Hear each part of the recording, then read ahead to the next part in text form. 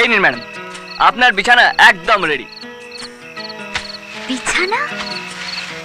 রাহুল, আমি এখানে শোবো?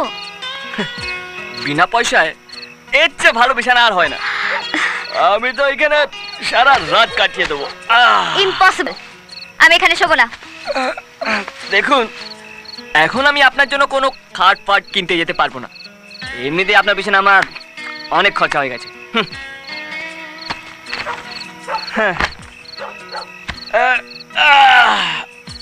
আমি জীবনে কোনোদিন এরকম জায়গায় শুইনি। জীবনে কখনো বাড়ি থেকে পালিয়েছেন? তাও হাতে কানা করিও নেই। দেখুন, এমনিতেই আপনার জন্য আমি মরতে মরতে বেঁচে ফিরেছি, নেহাত দায় পড়েছি, তাই আপনাকে বয়ে বেড়াচ্ছি। দয়া করে আর আমার ভেজা ফ্রাই করবেন না। গ্রেট।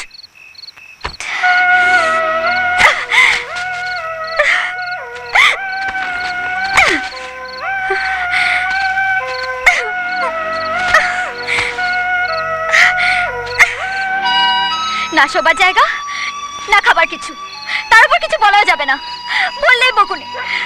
আমাকে বাঁচিয়েছে বলে একেবারে মাথা কিনে নিয়েছে। আমি কি বলেছিলাম ওকে আমার জন্য মরতে? বলিও নি, বলবো না। ও যেতে পারে, আর আমার কথা ওকে ভাবতেও হবে না।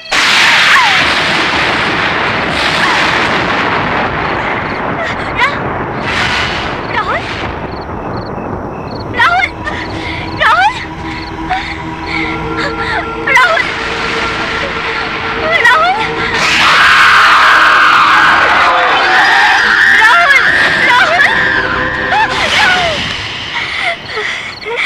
রিয়া, তুমি আমাকে ছেড়ে হয়েছে কোথায় রিয়া? গেছিলে রাহুল? রিয়া, আমার কত ভয় করছিল জানো?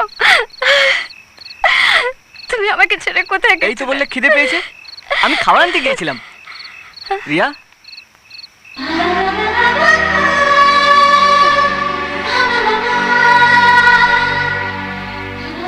নাও খাও। আমি খাবো না।